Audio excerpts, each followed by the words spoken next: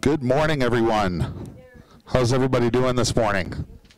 We're going to get started here in just a minute, so if you haven't grabbed a seat, come on in and grab a seat. We're going to get started here in about 1 minute.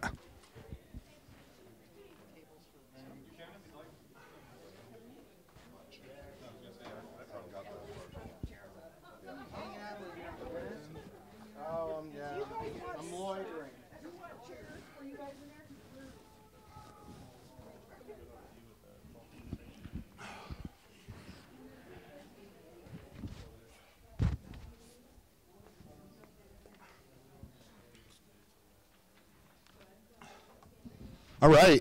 Good morning, friends. How's everybody doing this morning? Oh, come on.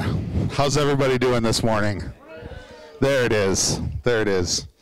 Well, I'd like to welcome everybody this morning to our first Wednesday, well, I guess technically it's the second Wednesday of the month, for our affiliate Q&A titled Top to Bottom Home Inspections. For those of you who don't know me, my name is Nathan Brooks. I'm your professional development manager here at GAR. And before we get all of our affiliates introduced, I have just a few short announcements for you all. How many people like discounted CE in this room? How many people like free food? Perfect. So this Friday, July 13th, we have a RICPAC fundraiser that's scheduled titled CE and Eats. It's put on by your RECPAC committee. And what we've got is a full day of CE. We have 2 classes in the morning from 8 to 12, and then we have 2 classes in the afternoon, 1 to 5 and 1 to 3. We've got a core course, bankruptcy and real estate, wells and septic, and yes, Your Honor, I did disclose. Don't those sound like fun classes? It's $60 for members, for Carnum and GAR members, so please, if you need the CE, register on our website at gar.com and come join us on Friday. It's going to be a great event. This year is the second annual We've Got Your Backpack, which is a drive for our APS Title I homeless students. And we still need more than 200 backpacks for this drive. The deadline this Friday to drop off a new backpack or donate on your member portal is Friday. Please know that every $5 buys a backpack for 1 student, and our backpack collection box is in the GAR lobby. So bring them on in if you can by end of day Friday. And also an upcoming class on CRS. Everybody know what CRS is? FlexMLS, Courthouse Retrieval System. It's a free tool available for GAR members that provides tax and mortgage info for properties in our area. We've got 2 classes on Friday, July 20th from 9 to 11 or 1 to 3. You can register on the education tab on gar.com as well. And also, just a reminder, our communications team works diligently to put out our weekly passport every Wednesday, which provides lots of information on events and CE classes here at GAR. That same information is available on our blog and our education calendar at gar.com. Please be sure to read that every Wednesday. We've got a lot of good information in there for everybody. So that's it for announcements. Without further ado, I'd like to introduce Mindy from our affiliate committee. Our affiliate team are amazing. They do so much for us, so much for you all. Let's give them a big round of applause. Mindy Abramson. Good morning, everyone, and welcome. We're so thrilled to have you here. I'm Mindy Abramson, Distinguishing Style and co-chair of the affiliate committee. I'd like to first introduce you to our panelists today. We'll start with chair of the affiliate committee, Jeff Gorham, and he's with Southwest Home Inspections. Alan Foyer is our bug guy with Preventive Pest Control. Anish Van Zacco is from Zacco Inspections is joining us as well. And also, before the rest of the affiliates that are sponsoring introduce themselves, I want to just give you a couple little tidbits. We will be sending around a little blue bucket. If you will please put your business card in there, we have door prizes, but you have to be here to win them, so stay to the end, please. The other is that we are allowing a significant amount of time and sufficient time at the end for questions. So if you will just jot your questions down and try to defer those so that they can have their presentation first. That would be, I think, most efficient to be able to, so you can actually hear their entire presentation. And with that, I'm going to let our affiliates introduce themselves, but first, we'll let one that can't come to the front of the room have first chance. Good morning, everybody. I'm Jennifer, and this is Greg with Blue Door Home Inspections. Thank you.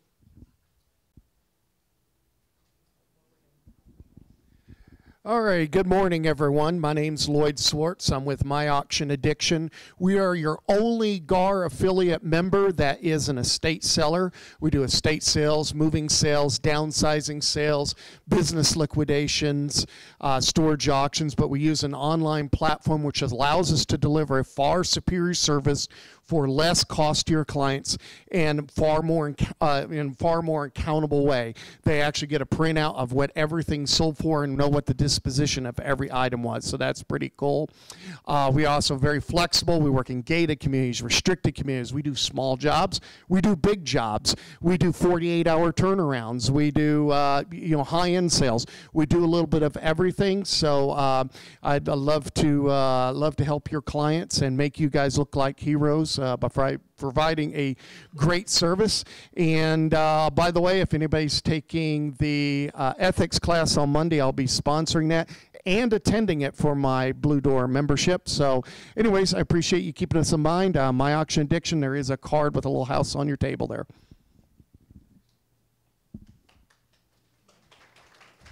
Hi there, I'm Eddie Sessa, and since the year 2000, I've been helping protect New Mexico homeowners and their families with America's largest and most trusted home security company, ADT. We have a super fantastic referral program for those of you that send your new home buyers my way. We'll take great care of them, and then you with a $100 referral gift. Thank you. Hi, I'm Rob with Van Dyke Mortgage, and basically Van Dyke's spiel is we go down to 581 for USDA and 580 down to FHA. So some of your lower credit score borrowers, I can always help them out and get you to closing basically and get your paycheck. Other than that, we do manufactured homes, the 184 Native American loan as well. So please stop by my booth outside so I can go over some more details on some of that and some other great no overlay programs. Thanks. Good morning, everyone. I'm Kathy Steen with Popalock, and it's really quite simple. I get you in, and I keep others out. So if you have any lock or key issues, let me know. Hi, I'm Lisa with Linton & Associates Insurance in Albuquerque, and we're an independent insurance broker. So we have many options for you and your clients. Thank you. Good morning. At the risk of causing some confusion, I'm also Jeff Gorham with Southwest Home Inspections. That's my son. We do home inspections throughout the state of New Mexico. My son covers the Albuquerque metro area. And we're proud to be the only inspection company in New Mexico that has 2 certified master inspectors. So when you call Southwest Home Inspections, you're going to get a quality inspection by a certified master inspector, and we appreciate your support. Thank you. Good morning, everybody. James Reed with Newsenda Credit Union's Mortgage Department. Just kind of wanted to pop in and remind you guys that we're still a community partner. We've still got great rates. We've got all our underwriting and processing all in-house, and we still are doing portfolio loans and just about everything. So if you've got a client that needs that extra level of attention or a really tricky situation, feel free to send it on over, and we'll see what we can do to get you guys some help. Thank you so much. Good morning, everybody. My name is Megan Martin. I'm with the Antoinette Bach Agency with Farmers Insurance. We specialize in vacant homes and manufactured and everything else. So if you want to stop by and grab a card from our table, we'll be outside. Thanks. Good morning. Kamika Smythe with Southwestern Title and Escrow. We are a locally owned title company here in the Albuquerque area. just had our year anniversary. We are locally owned, and we think really outside of the box. We are more than happy to go to your clients for closing. We'll do early morning, after hours, and Saturday closings by appointment. So we'll be outside as well. If there's anything we can help you with, please let us know. Have a great day. Good morning. CJ with Preventive Services and Restoration. Work with Alan, Preventive Pest as well. We can take care of all your pest needs. Also, we do mold, water, and fire restoration as well. If you have any questions, let me know. Good morning. I'm Vivian Austin. I work with Hub International. I am an insurance broker. I help take care of you and your home, your clients in the new purchase that they just purchased, or your cars. So if you need more information, I am tucked away in the corner there, but would love to help you. Again, Vivian Austin with Hub. Good morning, everyone.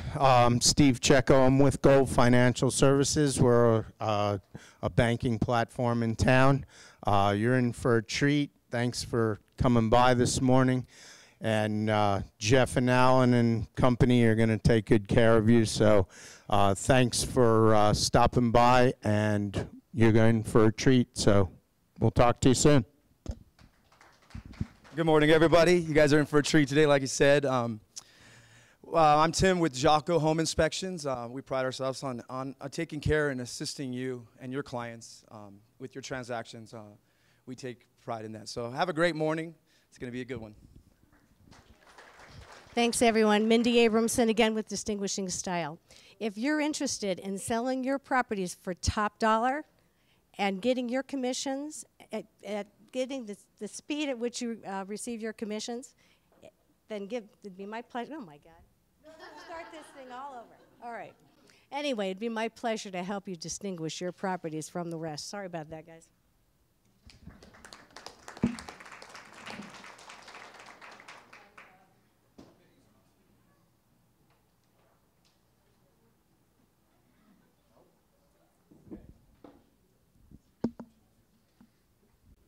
This thing working? Okay, we're just going to go ahead and get right into it. I always say please see your vendors outside.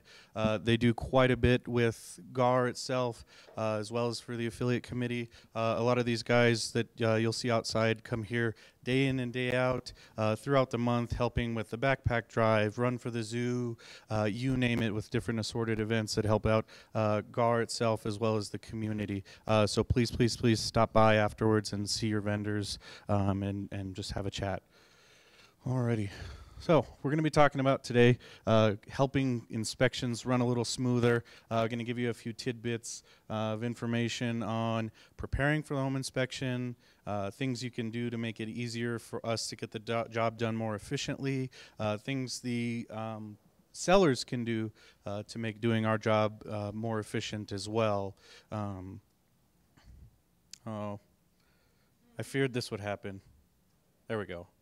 Okay, so today's panel, you guys have in front of you the spreadsheet of all of our slides. If you have any questions for us, obviously please save the questions for after our Q&A, during the Q&A portion. But if you have any extra information or any questions that you need a little special care on or need to talk in private, here's all of our information to answer any questions that you guys might have. Today we're going to cover a few items. Again, you can see that on your sheet here.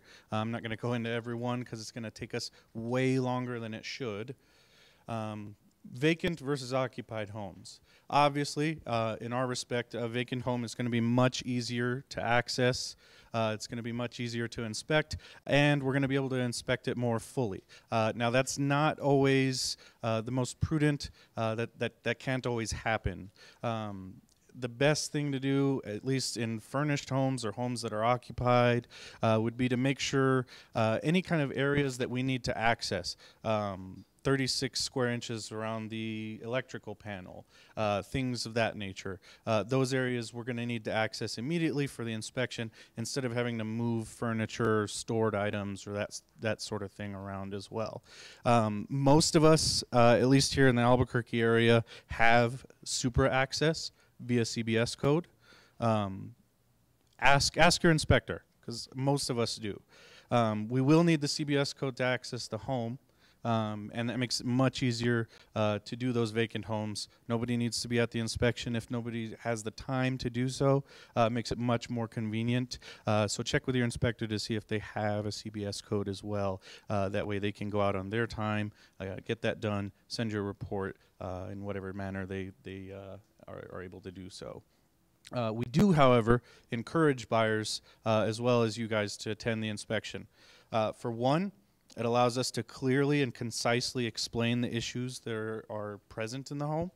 And for two, it makes sure there's no miscommunication between what you see in the report and what you see in the home itself, or the issues that you're looking at during the inspection. All right, so some issues with super boxes. We see oftentimes some of us go to different areas of the state. Depending on the jurisdiction, you heard earlier, we cover the Las Cruces and Silver City area as well. My Supra does not work down in Las Cruces and Silver City. That's something to take into consideration if you have a home, say, in Grants, if you have a home in Estancia, maybe even way down in Socorro. Our Supra lockbox access will not work in those areas because those areas aren't covered by GAR or by that Supra. It's best to give us a CBS code beforehand. Most of the time, sellers are pretty easygoing about giving us the CBS code. They may ask to be at the inspection for, safety's sake or just to be there for liability's sake as well.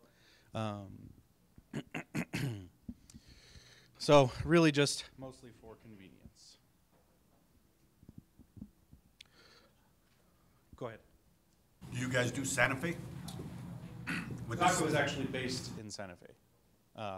And we would cover Santa Fe as well. In fact, most inspectors throughout the Albuquerque area, I'm assuming for a mileage fee, something like that, would cover those areas. Do they have, okay. Do not have that. You can buy an access for a couple of dollars. You, the broker, can get that, and they'll give you a 48-hour code. So that means you better be snappy, snap on it, and we'll be more than happy to let ourselves into that house up in Jemez Springs. Okay. Okay. So some obstructions we're looking at.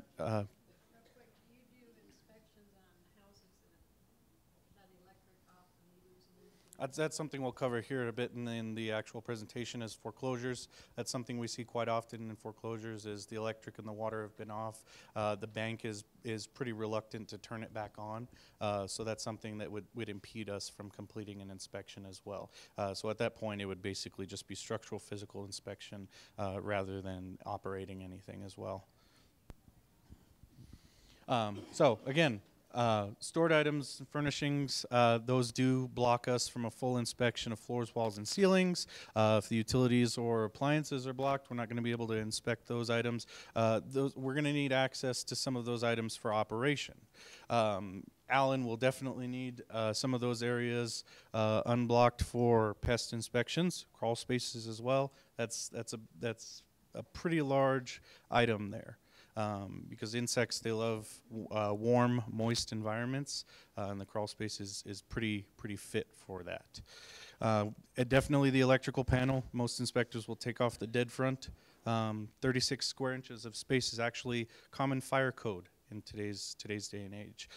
So you'll want to definitely have access to that. Prior to the inspection, it'll make it easier to access that panel as well. And any trap doors, if you have a crawl space like I was saying earlier, some have crawl space accesses on the exterior of the home. Some of the older homes here in Albuquerque have trap doors that we need to be able to access, and we don't need to be moving shoes or anything like that out of the way to access it. Here's some photos of a few closets, few areas of the home that we obviously wouldn't be able to inspect because these items are obstructing our view. And most inspections, most standards of care will tell you we're just there to do a visual, non-intrusive inspection on these areas of the home. So obviously these are going to impede those areas for us to be able to see. Another garage space. Yeah, lots of stuff. We'll see that quite often. People are in the process of moving. They'll just pile all their stuff in the garage instead of moving it to, say, a storage facility or something like that. That's obviously going to hinder our access to the slab of the garage to see if there's any kind of issues with the structure of the slab as well. I'm going to go ahead and pass it off to Alan because he loves the crawl spaces. I really do. You find treasure in crawl spaces. You find it's like an archive. It's like a time capsule. And I don't know if I've got any pictures in here, but I teach a class and I try to bring in all kinds of neat pictures here. The most important thing to realize with crawl space is where the heck is the entry?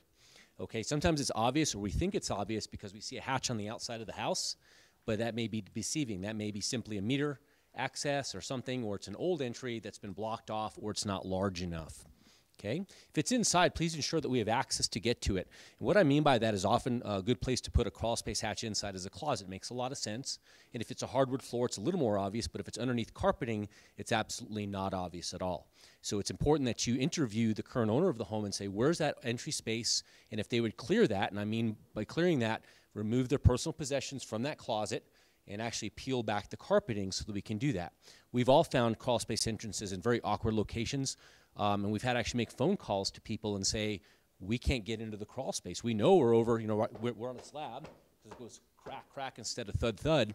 But oftentimes they'll say, well, there's no entry to the crawl space. Well, the fact of the matter is that's going to leave a large chunk of the home uninspected, not just for pest control issues, but also for mechanical. I mean, all your water flows downhill. You've got your drains, maybe leaking pipes, and of course, what's happening with the architecture and engineering of that crawl space there.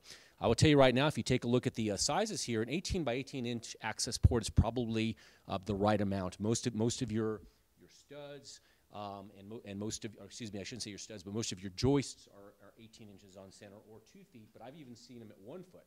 Okay, and you guys can look at me. Ishfan's a little thinner than me. Jeff's a little bigger than me. Okay, I will tell you right now, I can do 14 inches from front to back. So I need at least 14, and it's going to rip the buttons off my shirt. So that's the reality check that we've got there. Same thing with the depth in the crawl space. 18 inches will ensure clearance by most inspectors. Some guys can do less, and others will need some more. So here's an example. Hopefully you can see the image here. This is one I measured last week. That's 11.5 inches. I can't wish myself into that area, okay? And then I went the other dimension, I have 14. I have 14 here, so no matter which way I turn, we obviously can go on the hypotenuse. There's a little bit of geometry. Is it geometry? Yeah. We can use that's that Pythagoras theorem. So actually I have more distance on the hypotenuse, but I'm still not going to be able to get in there. And also if we want to ask ourselves the facts of life here is, boy, what would OSHA have to say about this? This is actually would be almost considered a confined space entry, and legitimately by OSHA rules and our insurance companies, we should have a rescue man and a rescue rope tied to us. Okay, so you guys realize we're actually probably breaking enough rules as it is. We just factually can't get into that hatch. Okay, now luckily they put in another hatch on the inside due to an addition, and we were able to get in there, and it worked out quite fine nonetheless. Now here's the thing. Oh, I cut a hole in the floor. Fantastic, but look at the reality there. Okay, this is real stuff. As a matter of fact, I'm gonna do that. Makes the pictures a little better, right? That's much better. I know we're in the dark. We'll turn it on if we need to. But that's the fact. Now, here's the problem with that. Now you've given us more ammunition on conducive conditions because we have wood to soil contact, which is an absolute no-no in every building code. We have to report that. Now we know more stuff, okay? But that's the facts in that house. And by the way, I stuck my camera in there, and that's what's going on, okay? Now, is there anything wrong? No, I'm not going to tell you anything's wrong, but I'm going to make a standard statement. We have wood to soil contact, and it's still in an inspectable crawl space because that's probably a 2 by 8, and we're not going to get a human being down there. One question I get, and I'll let these guys chime in as well, oh, can't you run like a scope, like a sewer scope? Well, that sounds great, but if you think about a sewer scope or a duct scope, it's working in a round channel, and it's being guided by the structure of the channel. We don't have that structure in a crawl space. And personally, for me, if I can't touch it, I really can't inspect it. Okay, we often see wood that appears to be sound, but upon further investigation through probing and sounding, it does not hold up to the poke test. Any picture that's got a bayonet in it, it's me. That's just my little trademark. It proves that I was there. It's just a fantastic probing tool. And by the way, I want you to see that's Guy, our inspector. Guy's skinnier than me if you've met him. He's about 145 pounds with rocks in his pocket. He's our thinnest inspector. You see his beady eyes there. Can he make it underneath this floor joist? So my bayonet's about that big, by the way. Okay? He did. Okay, that's 11 inches, so you know. So I mean, so when you look at the rest of the image that I'm going to give you, that's 11 inches. Okay, he can make 11 inches, but it's not comfortable. That's why I'm taking the picture from the other side, because I can't fit. All right, and I'm not excessively large. So this is going to be the fact of life. Our adage at our company is if you can go safely and effectively, go. Okay, but not unsafely and not ineffectively. Here's another one. Okay, less room. Can't make that crawl. Here they've put solid ducts down. Again, I've got about the same amount of space. Now here's the problem. If I try to squeeze over that, I'm going to crush that metal duct. Okay, so that's we're not. I guess we can take the medical thing first. Do no harm. So we don't want to cause any more damage by trying to do an inspection. Okay, so we've got to recognize what's in there.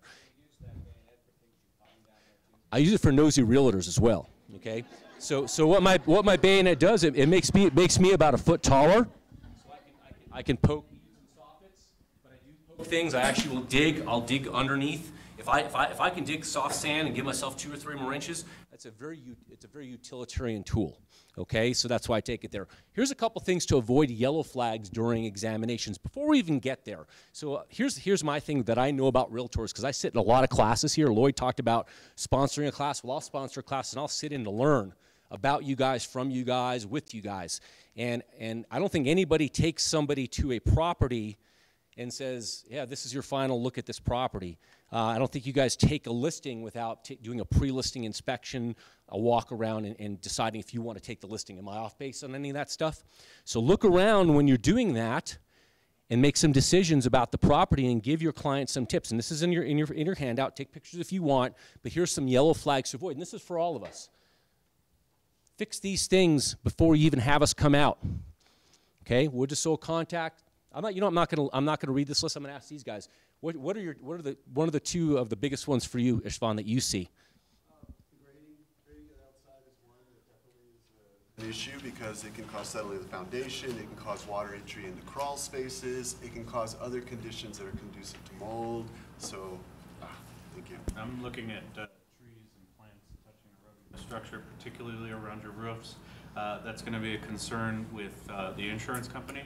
They're going to want those trees cut back at least 10 feet from the roof, and they'll probably hassle you about it until it gets done, and probably will not cover those homeowners until that gets done. So that's something that can be done prior to listing the home as well, and as well protect the structure of the home. Plants and other types of vegetation are a conducive condition, especially if they're touching the home, to wood-destroying organisms. Did another one you want to add? Another one, the disconnected downspouts and gutters as well. Same thing, it's going to cause pooling around the foundation of the home, which can be a problem for water entry, termites, pests, all sorts of conditions. So those are easy things that people can actually just look at and correct themselves too before putting their house on the market and having an inspector come out and calling it out and telling their client what it can cause and making it sound worse. And it might actually be, because it might have just come disconnected last week and we had a heavy downpour, a little pooling, and it's just a very recent thing, but we don't know that. Yeah, this is where you guys can be a full service realtor. We're trying to bring value to our presentation today. So this is a great list, and this is not fully inclusive. So take a picture of that, or if it's big enough to see in the handout, that's fantastic. But look at it during your pre-listing inspection. Look at it when you're bringing a buyer to the thing, and say, hey, this is probably going to be something they're going to talk about. And I agree with them. My biggest thing is water. I'll go back to my pest control training. Follow the water, find the bugs. Okay, so if we've got water pooling against the home, if it's being encouraged because of a grade that draws back to the foundation, if the foundation's too high in wood to soil contact, that's where I'm going to find a lot of pest issues. So remove that. And finally, just yesterday in Rio Rancho, off of Northern Boulevard, live termites at scrap wood within a foot of the foundation. I didn't recommend treatment. That's out of bounds to recommend treatment. But nonetheless, the buyer watched me flip over a piece of wood, and there were 500 termites right there. Does that make them feel confident about that house, even though I found no termites on the inside? No, he's probably going to want the seller to pay for a treatment, even though I didn't recommend one. Does that make sense? Is that what you would want? If that scrap wood wasn't laying there, then we wouldn't even talked about it. And of course, the seller, I'll just get rid of the scrap wood. Well, that's not how termites work. They live in the ground. Okay, moving along. So here's my side here. Here's my huge pet peeve, and I preach this every time I have a chance to get in front of realtors. I actually, by the way, teach a 4-hour NMREC approved class called Understanding Wood Destroying Pests. And I've taught it here at GAR. I'll bring it to your brokerage. But one of the things I talk about is homes that were treated prior. And what I want you to focus on is what's in red there. If I do not have a drawing of the home documenting where the bugs were, the application that was made, who did it, what day, blah, blah, blah, it's all hearsay. It's like you guys taking something to the title company on a spit and a handshake. Okay? Well, it was treated before. Great. By whom, how, and where. And that's all. That is actually a regulation by the New Mexico Department of Agriculture. We're very weakly regulated, but once we make an application, we have to have that site drawing, that graph to scale with details. That's in a state law, okay? So if anyone says, oh, we don't do that, they're actually fracturing a law like you would be fracturing any of the rules that you work underneath, okay? We need to see all that. So for example, here's a side-by-side. I like both diagrams, okay? This is where the termites were found once upon a time. We did a subsequent inspection. We agreed, and then we found 4 more spots. If we think logically and deduce our way through this thing, one of 2 things happened. A, they missed all that, or B, it occurred subsequently. Either way, we have to recommend a treatment unless they can tell me something is different. Like maybe they don't have all the information filled in here. See what I'm talking about? That's what we're looking for. Now, this is still an incomplete record. All that is a diagram. Here's another one. This is one that was put together. I think this is like a carbon copy from maybe 10 or 15 years ago. This was sent to us from the seller via the broker to us. That's the best it got. And what I was able to zoom in at the bottom, and this is a little hard to see, this guy, and I know he's a personal acquaintance of mine, was there on 6/6 something. And then my concern here is this is not completed, that's not completed, and that's not completed. So what I have here is a proposal and not a treatment record. Where the value lies in this one is, at least I can tell here, is where the termites were, because he used a code for where the termite activity was. So that was good. It didn't line up with our inspection we did 2 months ago, so it really was a useless record, but it was better than what I usually get, which is, hey, it was treated.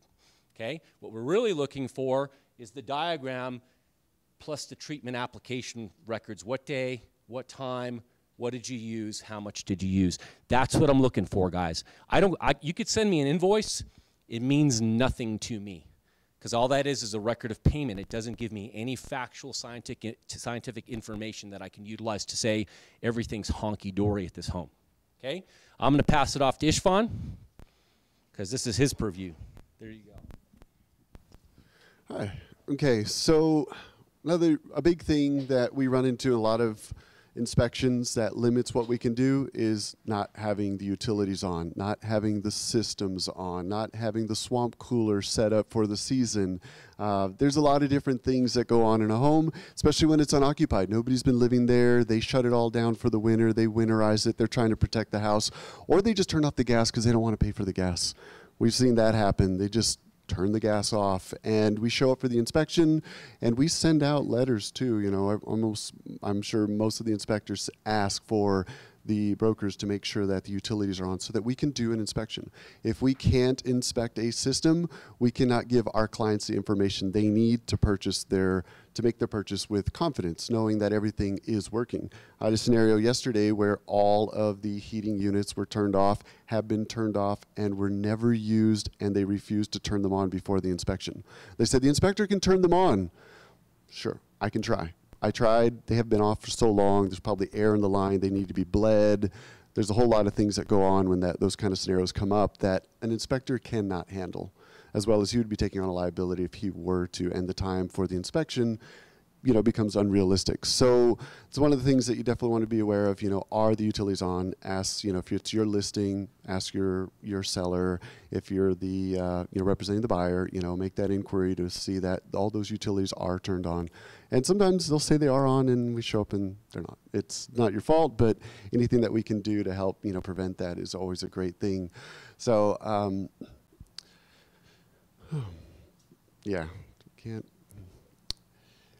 Interesting. I'm looking at my slide. I'm kind of just remembering what I put here. So these are some of the things that we look at as well. You know, going back to what we can inspect, these are things that we want to be able to inspect. We want to be able to look at all of these things and make sure that they are operating. So a lot of, like, once again, make sure that things are on.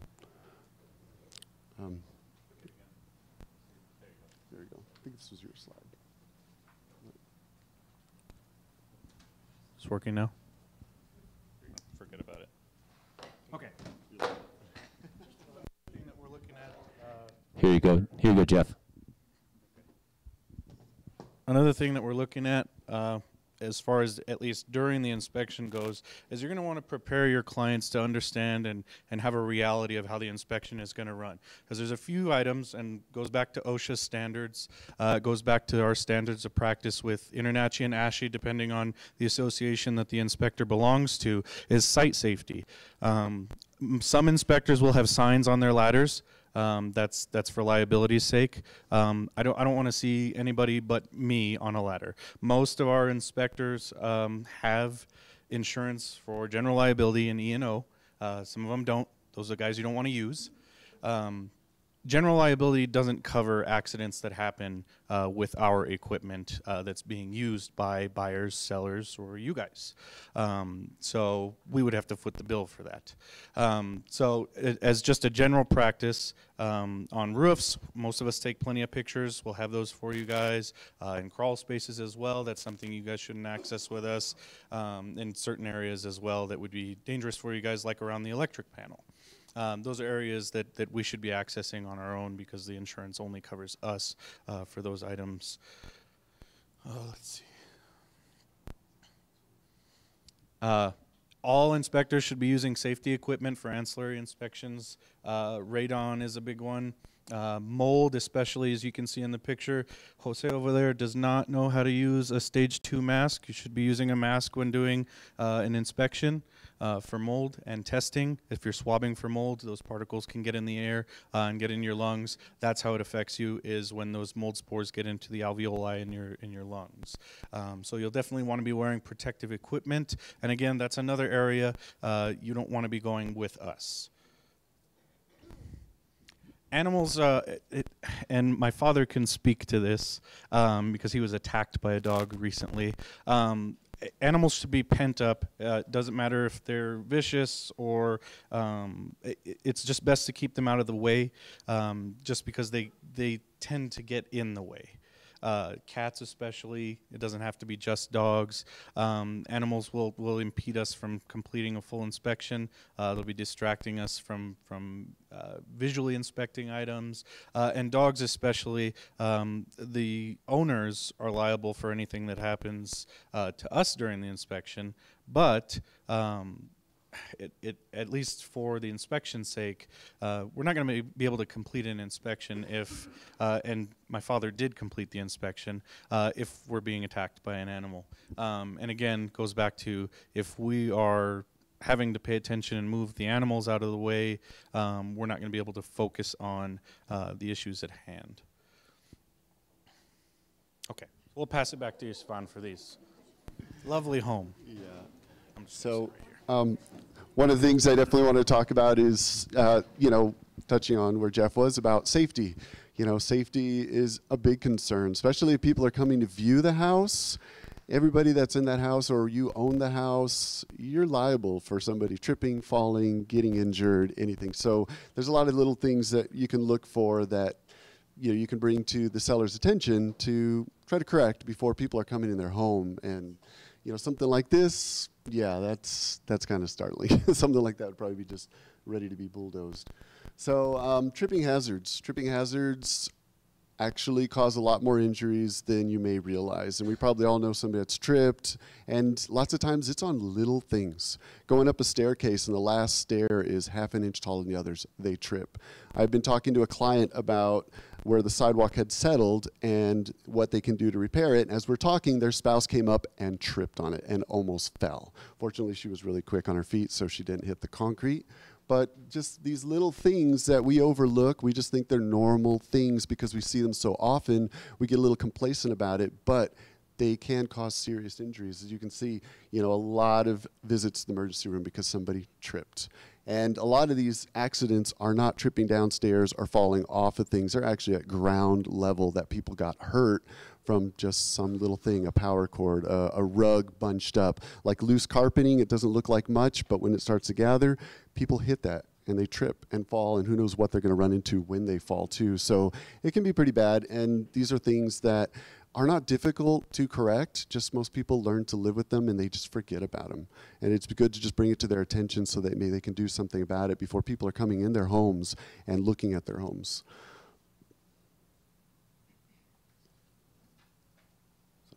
So there's a perfect example. We remodeled the kitchen and we did the tile ourselves, but they forgot to make some sort of transition into the living room or the dining room. They create this condition that is a tripping hazard. We see it here and there pretty often, but it's something that should be done, something should be done about it before somebody gets hurt. And it's not something like this really, if they want to do it themselves because they were handy, $10, they probably could just correct this and then not have somebody, risk falling. Stairs, something like that might be a little more. They might have to tear them out, but we see it, especially on the older homes, 40s and 50s and things that have just settled. You can see a gutter right there that was probably dumping water and adding to this condition. If that's your main entry into the house, I think somebody should do something about that just in case, because the inspector's definitely going to write it up. So, once again, just settling, lifting, big trees, pushing, lifting sidewalks. And public sidewalks in most cities is responsibility of the homeowner. Even though they themselves probably didn't put it in, they're required to maintain it. So it does become something that they need to do. And don't be surprised if the home inspector writes it up, because it is a liability for the new buyer that they're going to be purchasing. So fire hazards. A lot of fire hazards. Once again, these are things that people just live with, are unaware of, that are even taking place. Your smoke alarms, carbon monoxide, these are required. On an older home built, 80s, earlier, it might just be one in a hallway, but the new standards would say that it needs to be outside of a bedroom and in any sleeping areas. So that's something that a home inspector is going to call out, and it doesn't cost a lot for somebody just to add some smoke alarms. Put them in, and it's easy to take care of. Every 10 years they should be replaced. I rate that up a lot. If you read the manufacturer's recommend, like the installation, it says every 10 years they should be replaced. And most people think, well, it still works. I tested it last week. I put a new battery in it. The alarm, the audible may still be working, but the sensor may be decreasing in its sensitivity, and it may not go off soon enough to prevent, to make sure that somebody gets out of the house before they're stuck in the house. So it's definitely something to be aware of. And usually you can look at the smoke alarms. If they're discolored, they used to be white, but they're yellow now, they should probably replace them. And most of them you can take off and look on the back, and they'll have a stamp or a date when they were installed. So it's easy to find out if they are old. Double keyed locks. Double keyed locks means you need a key from the inside to get out, especially like on a bedroom. And maybe that's the only egress. The window is not easily accessible or large enough to get out. If that door is their means of escape, if there's a fire and the key is not there, it's not on the wall, it's not anywhere to be found, in a panic, people are not thinking. Their keys could be in their pants on the other side of the room, but all they know is they need to get through this door and it's locked and they're freaking out. So it's one of those things that, it's a simple thing. You notice it, it takes a key to get out, ask them to replace it. It doesn't cost a lot to just put a single keyed lock that they can turn from the outside, from the inside to get out. So metal bars in the window, people like that for security. But if they have metal bars, they should be able to open them from the interior. Whether it's a padlock with a key hanging inside, whether it's some sort of lever on the interior that allows them to open it, they need to be able to get out. Once again, it goes back to egress. If they can't get out in the event of an emergency or a fire, they're trapped in that room. And they're not getting out, and nobody can do anything about it, and that would be a very unfortunate event. So we definitely want to watch out for our clients and let them know about that. If they don't like the bars, they're going to rip them off, great. But if they're going to keep them, they're going to want to have to modify them, and they're going to wonder who's going to pay for that. So fireplace, hearths, a lot of older homes, there was not a requirement for the minimum depth. And that minimum depth now should be 16 inches. If you don't have 16 inches, coals falling out, log falling out, anything like that, falls on the carpet, falls on the hardwood floor, that thing, any combustible surfaces like that, it can cause a fire, obviously, and is a safety issue. So that's something that they could do something about. The fireplace. Thank you. So where the opening is, so the firebox, where you have the fire, right at the opening, from where the fire actually sits, there should be 16 inches from there to the front of the hearth. Yeah. And that can easily be added. Sometimes people will put in stone, they'll do something decorative, they'll put in Durarock with tile, they'll do different things. If it's a chimney mason coming and looking at it, they'll say that you shouldn't just be putting tile on top of a wood surface, that doesn't suffice. The hearth should be part of it, but you can do modifications that can help make the home safer. And we're not, we're not chimney masons. We're just looking at the basic standards of safety to make sure that somebody's not at risk if they're using that fireplace. Wood burning, correct. Gas, most gas, there's zero clearance. It could be gas with nothing. And if it's tile floor or a concrete slab, brick, stone, that's a non-combustible surface, they can have no hearth. It's just a combustible surfaces. So if a wood floor, carpet floor, vinyl flooring, something like that can catch on fire. Is that the same for pellets? I don't think so. I think pellets is falling along like, those are pretty contained, yeah. Where like if a wood stove, like a freestanding, once again, it comes back to that hearth. It needs to be on some sort of platform. I've seen them many times, wood stoves sitting on top, wood burning stove on top of the wood floor. And there's nothing there to catch anything. And I'm like, you open that, stir up coals, just a little common sense there. So, we would definitely want people to be safe. Right here's a double keyed lock. So you're inside, takes a key. So that's just what a double keyed lock is. Yeah, nice. So homeowners like to get crafty. Sometimes they don't want to run to Home Depot and spend $1.75 for a junction box, and they get creative. So those are the kind of things that we look for. Sometimes people do things well that it's not standard, but I can't find anything wrong with it. And then other time people do things that just scare me, really, really startling. So, electrical safety, there's a lot of fires that happen every year from electrical, just faulty wiring.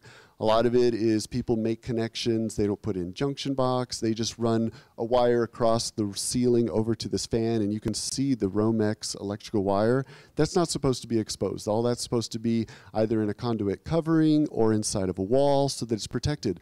And the scariest place I see it is in the garage, when they go up the walls of the garage, and then you see all of the yard, like rakes and hose and shovels right next to it. And it would be real easy for something to happen where it could cut that wire and become electrified. So you don't want to go reaching for your rake and get a shock, before you even get to go outside and get started. So that's something that you probably see a lot on your home inspection reports. I'm sure you always see one or two little electrical things, because I know I see a lot of them from GFCI outlets, improper wiring, three-way circuits that aren't working properly. So there's a lot of things that are just things that are done wrong, but then some of them, sometimes they could be also an electrical safety issue because we're not looking at the actual wiring, which means the homeowner probably did, or a handyman, and could lead to other issues. So those kind of things should be written up so they can be evaluated. Missing electrical cover plates, a cover plate can cost like 35 cents. 35 cents. And if you ever look at an electrical outlet without the cover, there's a big opening on the side, and it's real easy for an object to fit in there or a child to stick something in there and get electrocuted because the wires they're not far behind that cover. But without the cover, they're accessible. So something to be watching out for. If you start seeing somebody's house that got cracked ones, damaged ones, just ask them to replace them. It really costs them a couple dollars and about half an hour of their time, and they fixed it, and those are a couple things that don't have to get written up on the report. So, yeah, here we go, back to the exposed wire connections not in a junction box. Overloaded circuits, that's one that I see. Track lighting, people love track lighting. They want more track lighting. They get more lights put on the track. When I get my infrared thermography camera out, it shows heat and cold. I'll walk by a light switch, and I've seen them 150 degrees. 150 degrees only takes you about a second of touching that, and you're going to burn yourself on your finger. And that's the screws, the switch, really hot, as well as the potential for it causing a fire. So those little things to watch out for. There's a circuit. Think you can get one more appliance on there, I'm sure. So, there's the wire just on the ceiling, no junction box, and the wire's just exposed. So that is a safety issue with electrical. I've come across many outlets and switches. People were working on them. I don't know. They couldn't figure out how to get them back in, and they just leave them hanging out. So, you know, if you got your buyer and you're going to a house and showing them and they're reaching for switches and it's hanging out like that, something might happen. I mean, we don't want that to happen to anybody. So little things that, you know, when you're talking to your sellers about, you know, listing their home, just observe some of these little things as you walk through the house that you can help, you know, instruct them and direct them to make their home a safer place. So safety on stairways and decks. This one we see often get wrong when homeowners do a lot of their own work. And it's most of the time they just don't know. There's some homeowners that overdo things. I've seen some things once in a while that they went above and beyond and they did an amazing job. But then other times they just didn't know. So, you know, 4 more steps needs a handrail. That's not true on the exterior. It's only true on the interior by code. And if there are 4 stairs or more, they usually will say 4 risers, it should have a handrail. And it's not a lot, once again, to put a handrail. Put a small handrail. It should be at 36 inches, and it should be a graspable handrail. I've seen people use like really thin rod, something they found in their yard. It has to be graspable, something that somebody can really grab, hold on to, and in the event they fell, that it'll hold them, so it's properly attached to the wall. So your guardrails on decks, patios, portals, 30 inches. If it's above 30 inches, that's high enough for somebody to fall off of and get hurt. I've seen people correct it by actually adding a guardrail. I've seen people add a little planter in front of it to raise the soil, whatever it is. They make it under 30, it's considered okay, and just something, you know, that we could be watching out for. If they do put in a handrail, they should have 4-inch spacings between the baluster. The way it's written is a 4-inch spear should not be able to pass through any portion of that railing. So landings, top and the bottom. You ever gone down a stairs into a finished basement and you're going down the stairs and the door is literally right at the bottom step? You know, that is not safe. If you fall, you're going to go crashing through the door, or if it's a solid wood door, you're going to crash into it and get wedged right into that bottom step. And it'd be very somebody to help you at that point too. So top and bottom, it is ideal to have that landing. Sometimes it's not practical because it is an old house they modified, but it's something to be aware of. Do they need the door then? Just take out the door. Now it's just a staircase, goes out. Because once they put that door there, it does create a safety issue. So here's a deck. Lots of problems with this, you know, not maintaining the deck. The railing has more than, you know, larger than 4-inch spacing. The floor joists, and actually Jeff shared this photo, the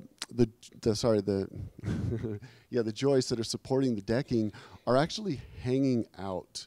There's no post, there's nothing supporting this end, and the deck is just starting to sag and just hang there. And a lot of people do that. You know, there's cantilever and there's calculations for cantilevers, and if people don't know those calculations, a deck like this, the way it was built, there's so much weight going over the edge that if people are standing at the end, there's a possibility of that whole thing coming detached from the house. So decks, you know, something like this, probably just rip it off. I don't think it's worth repairing, but something to be aware of. Look at their deck. You know, just take a peek, look at it, you know, just for some basic things, see if there's any improvements they can make so that there's less written up on the inspection report. The pets, you know, getting back to the pets, some pets are not dangerous, but we are not pet sitters. We will do our best to keep it in the bedroom, but you know, it's really hard for us. When they put it on the home inspector and then that cat is one that's just waiting for that door to open and bolts, now we're spending our time running around the house trying to get a cat, put it back in the room, and if we can't, we're going to get an angry seller saying, I put a note on there, you let it out, you know, and they're upset. And we don't want to upset anybody. We really want to be as conscientious as we can be to be as minimal, you know, effect to the sellers. You know, we understand it's very emotional as well as that's their personal space. So if there's cats, dogs, they can put them in a kennel. If they can take them with them, they can leave them somewhere else. It really helps us do what we're doing so we can focus on the inspection and not focus on the pets. So once again, getting back to winterizing, if the utilities are not on, we cannot inspect it. You know, we can open the electrical panel and look for wiring problems, but once again, we cannot test the circuits. We can't test the outlets, the oven, the furnace. You know, a lot of systems cannot be inspected. As well as if they should have been on, now somebody has to make a return trip. The inspector has to make a return trip. The seller, you know, has to be notified that we have to go back, that we have to find out when they can get everything on. And if it's a home where the agent has to be present, now you're stuck coming back to sit around while the inspector finishes the rest of inspection because he could not complete it the first time. So swimming pools, yeah. It's kind of hard to inspect that. You know, we can't even look at the drain to see if it has an anti-vortex, you know, drain cover on that because we can't even see through it. And, you know, once again, safety with pools, too. We understand some people don't want to look at a fence going around their pool, but if they don't have a cover that can keep a child from falling in, they're supposed to have a 48-inch fence going all the way around. They're supposed to have a latch at 54 inches from the ground. The door should only swing out, not in, and have a self-closing hinges. There's a lot of things, you know, that we're going to write up. And the bigger that list gets, you know, we know that the buyers look at that list, and some of those things could be $30 item, $20 item, you know, really easy fixes. But when they see 50 things show up, sometimes they get a little worried. They're not sure about it. So we really want to help you, the broker, you know, be successful with what you do and not have to write up all of these other things if that can be prevented by talking with the seller about some of these things and taking care of them before the inspection occurs. So, did you want to start on this one? Okay, so referring an inspector, that's, you know, often one of the questions that we get is what makes you a good inspector? We don't have licensing in the state of New Mexico. We keep trying. This has been probably like a 12-year affair, and we're going to give it a go again this year to see if we can get the home inspection licensing passed, because that would be great. It would create a standard of practice, which, as we can see, if you look at different people's inspection reports, a lot of them are all different. Some of them have some consistent information. Some of them are missing a lot of information. Some are really basic, and that's because there's no standard. So, you know, going with somebody who's certified, whether it be an ASHI certified inspector or an INTRNACHI certified master inspector, these people have gone through the hoops and loops. They've passed tests. They've agreed to follow a standard, which means you know what to expect from these inspectors. Anybody who's not part of this, they're doing what they think a home inspection is, and it may be a really good inspection. It may be their own idea of what a home inspection is. So that's, once again, that's where certifications come in. Yeah, to chime in there is again, if you look at bullet point number 2, it talks about an established standard or standard operating procedure. I'm going to ask you guys a question here. When you hire like a bug guy, what's the first question you ask us about our service? Huh? What you charge, right? What's the second question you ask us? No, they don't. When can you get there? Okay, let's face it in this market. And again, so if you have a bad inspection and you're sitting in front of the judge and the jury, and they said, how did you vet your inspector? Well, asked him what he charged and when he could get here. Am I wrong? And now you've taken my class, so you know to ask those questions. You didn't take, well, you've been around me long enough. Okay. So what I'm getting at here is, I think the question when you're referring, because we're talking about vetting an inspector as well, what are some of the standards that they follow to do an inspection? And whether that's a home inspector, again, not licensed, or us, we have to have an NMDA pesticide, I'll repeat that, pesticide license, which doesn't mean anything when it comes to inspections and reports. It means we're pesticide operators. The next question is, you know, you can't assume that that's enough. What procedures and policies do you guys follow? And I know it's a tough question to ask, and it doesn't need to be this long Encyclopedia Britannica answer. It can simply be, well, we have certain standards that we do follow. Here's a quick list of the things we do. I could email any of you 1 or 7 SOPs of saying how we do it, and these guys could probably whip out either whether it's ASHI or INTRNACHI and say, here's our standards of care, right? Am I wrong? So that's what we're looking for, and that's your answer right there. Is that's what I asked. This is their standard of care, and by the way, the reality matched the statement. Did you have a question on? My inspectors, if they also provide terminating the terminators, termites. Right. I'd rather have somebody that's just independent, it's not selling me a service. We're going to talk about that. Bring that up in the Q&A section here in about 5 minutes, okay? Because I want to get to that one too. Excellent. So errors and omissions and general liability insurance. I'm sure you all know about errors and omissions insurance because most of you probably have it. And general liability.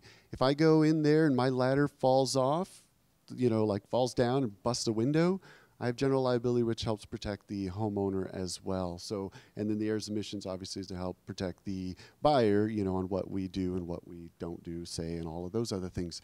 Ask other brokers. You know, there's brokers who have been here for a long time. They've experienced a lot of home inspectors.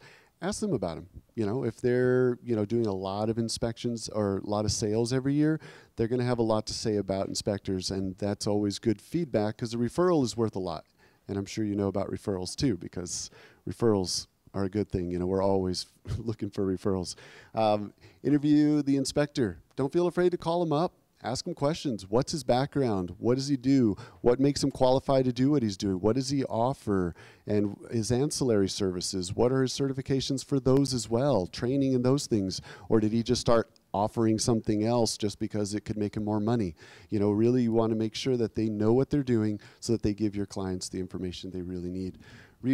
Online reviews is a great thing. You know, a lot of people doing Google pages and, you know. Can I back up to that last point there, Sean, real quick? Is again, interview the inspectors. So here's a question. So Vivian from Hub called our office and she said she kind of busted our chops yesterday, and I mean that in the best way because it's following what we're recommending today.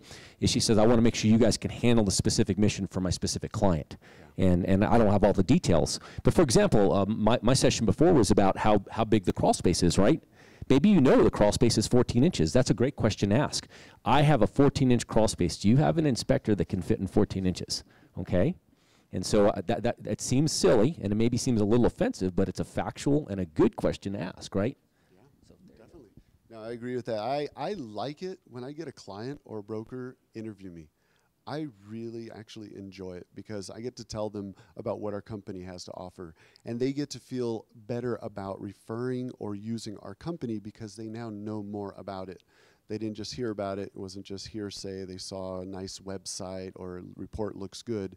They get to really find out, who is this guy? Why is he doing this? You know, what are his you know, thoughts, and what's his vision, mission statements, all of that. So call up the inspectors, whether it be pest, whether it be home inspection, whether it be mold, whatever you're doing, just call them and interview them. You know, anybody who wants to work with you is going to make the time to talk to you. If they don't, it says a little something about their customer service as well. And, you know, we definitely don't want to steer our clients towards a company that's going to give them a bad experience. Even though the product might be great, they might still have a bad experience and not be impressed with that referral. So, and you know, most people are going to become active members of GAR. We're affiliated with GAR. We're, you know, there's other associations that I'm affiliated with up in Santa Fe as well that you all may not be familiar with. You might be, but you know, ask, you know, what affiliations they have as well. You know, how active are they in the real estate community? Are they here to give back to you to help you do what you do, or are they here just to get their piece and don't really care about what you do as brokers? So on the membership here at GAR, to kind of push what we're all doing here today, is there's an accountability factor there. So for example, as a GAR affiliate, if I was to do an inspection and you took umbrage with what I did, or I damaged the home during a termite treatment or something silly like that, and we don't reply to you, you've got some leverage here with GAR, with the Ombuds program. And I think that's really important. Here at GAR, to be a member, to be an affiliate member in good standing, we have to go through a code of ethics training, like Lloyd talked about at the early part of the class. He's going to attend that to meet his requirement. We want to stand up to the code of ethics. We want to do a good job. We want to show our faces here at all GAR events because we've done a good job. We make mistakes. Mistakes are okay, right? We've all made mistakes, right? If you have kids or you've been a kid, you make a mistake. It's okay. It's how you deal with the mistake, and that's what we're talking about. So I can't talk to you guys enough about vetting who you use for services through GAR, okay? And it's a starting point, and then use the resource of GAR if you've got a dispute that needs to be resolved. Another point that I want to bring up that we have on the slides today is that most of the large brokerages, like I know Coldwell Banker does, they have vendor lists, and they vet us. They make sure that we've been used by several different of their realtors. They make sure we have certifications. So if somebody's on the vendor list, they're most likely going to be a good inspector. So you're able to access that as well. Again, like Alan was saying, you've got the GAR website to go to as well. There's an affiliate directory, and even more so, an affiliate that has a Blue Door designation on their rack cards out there is somebody that's put in the effort. They've come to GAR, they support any of the different sponsorships, the different events. There's quite a few requirements that we as the affiliate committee have laid out to become a Blue Door affiliate. So if you see somebody that's a Blue Door affiliate, they're very active with GAR, and they're most likely going to be a responsible, reputable business that you can use. Again, no licensure for New Mexico. We're hoping that's something that we can change in the near future if we can get the Senate to get on board, because that's been our issue in the past. Verify people's certifications. You can do that online. You can go to nachi.org, or you can go to ASHI.com. Check with us afterwards. We'll give you those websites if you need. You can verify certifications there. Our Certified Master Inspector designation is found at certifiedmasterinspector.org. You can verify certifications there as well. ASHI is especially important. There's different levels of membership with ASHI. You can be an ASHI associate, which is basically similar to being a vendor. So if somebody tells you they're an ASHI associate, they're not actually an educated, certified inspector. They just pay their dues, and they use that designation to pretend that they're an inspector. So that's something to look out for. This ASHI gold emblem is the emblem you want to look out for, because they've been through education and training, and they have that background that's needed to be a good inspector. Some inspectors obtain a GB2, GB98. They're general contractors. That's an added bonus to being an inspector, because you have a little more education, you know a little more about the home.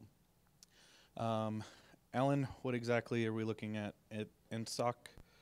Yeah, that's the Entomological Society of America, and they basically vet entomologists. So I'm what's called an associate certified entomologist. That's by testing and certification and vetting by committee. There are, of course, degreed entomologists, but some of us choose to go a little further and let us speak to the actual biology of the pests beyond the standard. Okay, and then there's certifications for ancillary services.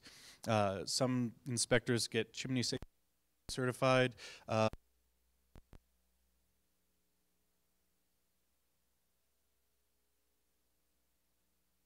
Is for radon professionals. The EPA also regulates that. They regulate asbestos, they regulate mold, lead, you name it. Some inspectors get U.S. Department of Energy certified. Your home energy scores are now going into the MLS system. That's something you'll want to look out for if you have them do a home score. Some inspectors get infrared certified through their INNACHI or ASHI, through FLIR. There's several different locations you can get infrared certified through. And then like Alan was saying, you can be associate certified entomologist through the Entomologist Society. So our mission today is here up on the board. The whole point of this class was to again, try and help you guys run the transaction as efficiently as possible, and to increase the professionalism that you guys bring to the clients as well. It's important for us